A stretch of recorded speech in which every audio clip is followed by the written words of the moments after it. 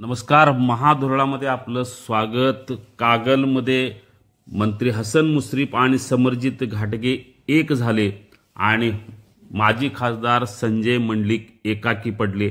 त्यांनी मंत्री मुश्रीफ यांच्यावर अनेक गंभीर आरोप केलेले आहेत. ईडी आणि जमीन वाचवण्यासाठी हे दोघं एक झाल्याचा गंभीर आरोप मंडलिकांनी केला आणि त्याच आरोपाला प्रत्युत्तर देत मंत्री मुश्रीफ यांनी संजय मंडलिक यांच्यावर प्रचंड गंभीर आरोप केले आहेत. विधानसभा निवडणुकीत त्यांनी सुरतेचा खजिना लुटला असं सांगतानाच तोंड सांभाळून बोला असा थेट गंभीर इशारा त्यांनी दिलेला आहे. यामुळे कागलमध्ये आता मंडलिक विरोधात मुश्रीफ असा जोरदार वाद सुरू होण्याची शक्यता आहे. मंडलिक यांच्यावर आरोप करताना मंत्री मुश्रीफ नेमकं काय म्हणाले ते पहा, म्हणजे लक्षात येईल की मुश्रीफांचा आरोप किती गंभीर आहे. साहेब, कागल नगर परिषदेच्या धर्तीवर काही महत्त्वाचे प्रश्न आहेत. त्यातला पहिला प्रश्न असा आहे की तुमची आणि समरजित राजे यांच्या 11 वर्षाच्या संघर्षानंतर युती झालेली आहे आणि तुम्ही मनी आणि मसल पॉवरचा वापर करून विरोधी उमेदवारांना माघार घ्यावी म्हणून दबाव आणताय असा खासदार संजय मंडलिक यांचा आरोप आहे.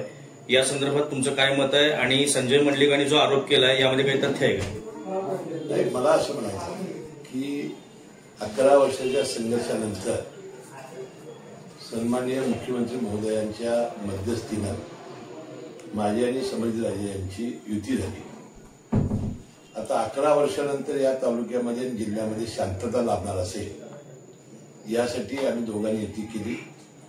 हा तालुक्याच्या जनतेच्या भल्यासाठी आणि विकासासाठी युती आहे.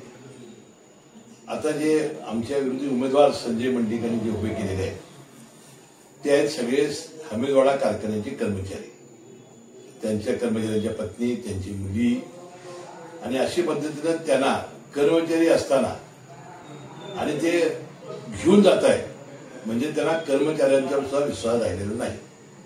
आणि काल जी घटना घडली आणि एक आमची स्नुषा विनोद निवडून आली, त्या नायकुडी या तरुणीने स्वतःहून आज दिलेला आहे की मी मुश्रीफ साहेबांच्या कामावर प्रेम म्हणून आणि त्यांच्या कामावर आनंद करण्यासाठी, त्यांना पाठिंबा देण्यासाठी मी उमेदवारी परत घेतलेली आहे.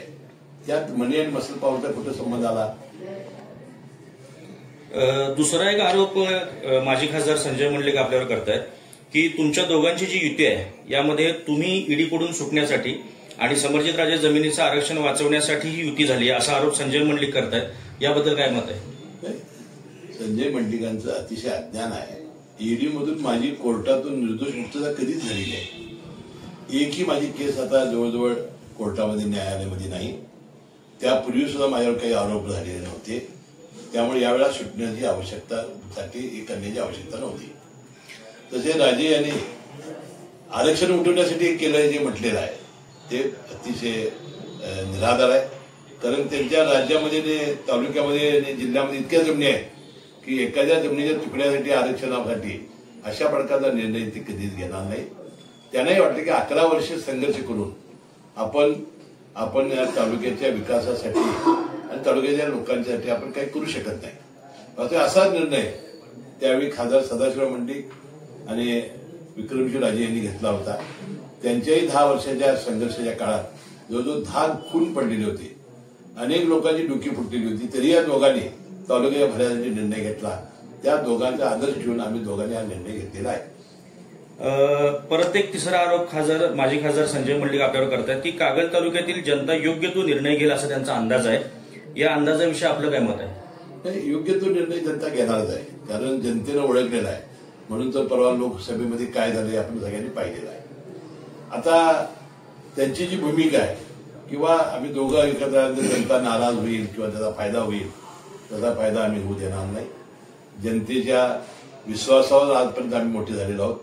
जनतेचा विश्वासात कधी आम्ही केला नाही. आता परवा झाल्यामध्ये लोकसभा निवडणुकीमध्ये आम्ही दोघांनी इतका चांगला प्रचार करून मताधिक्य मिळवून देऊन सुद्धा त्यांनी असं परवा वक्तव्य केलं की आम्ही दोघांनी विरोधी प्रचार केला. विधानसभेमध्ये एखादा राजकीय व्यक्ती एक सुरत लुटायची म्हणून खजिना लुटतो आणि खजिना लुटायचा म्हणून आणि पैसे लुटतो, आणि असा एखादा राजकीय पुढारी हा जनतेचा नेता कसा होऊ शकतो? या निवडणुकीसाठी परत एकदा संजय मंडलिक 2009च्या निवडणुकीचा दाखला देत आहेत आणि ते असं म्हणतात की 2009ला मंडलिक साहेबांच्या मागे जी जनता उभी राहिली तशीच जनता या वेळेला त्यांच्या पाठीमागे उभं राहील असं त्यांचं मत आहे. तुम्हाला काय वाटतं? आता मंडलिक साहेब कुठं आणि संजय मंडलिक कुठं? मंडलिक साहेबांचं काम किती? आता याबद्दल मी संजय मंडलिक यांच्यावर मी अजून बोलायला होतो, बात दूर दूर तक जाएगी.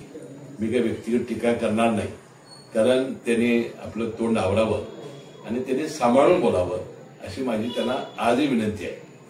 या निवडणुकीसंदर्भात आजच आपली माजी आमदार संजय बाबा घाटगे यांच्याशी भेट झाली आणि या भेटीमध्ये काय नेमकी चर्चा झाली आणि तुम्ही जी युती केली त्या युती संदर्भात बाबांचं काय मत आहे? आज माजी आमदार, माझे ज्येष्ठ मित्र संजय बाबा घाटगे, जिल्हा परिषद माजी शिक्षण समिती सभापती अमरीश घाटगे यांची भेट झाली बँकेमध्ये आणि जो युतीबाबतची जी घटना घडली त्याची सविस्तरपणानं मी त्याच्याशी चर्चा केली, त्यांना माहिती दिली आणि मला वाटतं त्याचं समाधान झालं असेल आणि मी संजय बाबा घाटगे आणि समीर घाटगे यापुढे तिघेही आम्ही एकत्र येऊन या तालुक्याचा जिल्ह्याच्या राजकारण करणार आहोत. आम्ही संजय मंडलिकांना यातून काही बाहेर काढलेलं नाही. आम्हाला ज्या वेळा युतीची बैठक झाली चंद्रकांत दादांच्या बंगल्यावर तेव्हा मी उपस्थित होतो, मुन्ना माडिक उपस्थित होते, नंतर चंद्रकांत दादा उपस्थित होते, प्राध्यापक आंबेडकर साहेब उपस्थित होते आणि आमदार विनय कोरे उपस्थित होते. त्यावेळेला मला आंबेडकर साहेबांनी विचारलं की तुम्ही तिघं मिळून युती तिन्ही पक्ष मिळून करा. तर म्हटलं संजय मंडलिकांच्या बद्दल आज मुरगुडमध्ये त्यांच्याकडे असलेले राजेकांत जमादारे माझ्याकडे आले आहेत, ते नगराध्यक्ष उमेदवार आहेत. माझ्याकडे असलेले उमेदवार प्रवीण पाटील त्यांच्याकडे गेले आहेत, ते त्यांचे उमेदवार आहेत. त्यामुळे तिथं समझोता होणं अवघड आहे आणि तिथं जर समजा झालं तर कागलमध्ये होणं अवघड आहे. त्यामुळे नगरपालिकेमध्ये आमचा समझोता होणं हे अशक्य आहे असं मी त्याच वेळा सांगितलं होतं.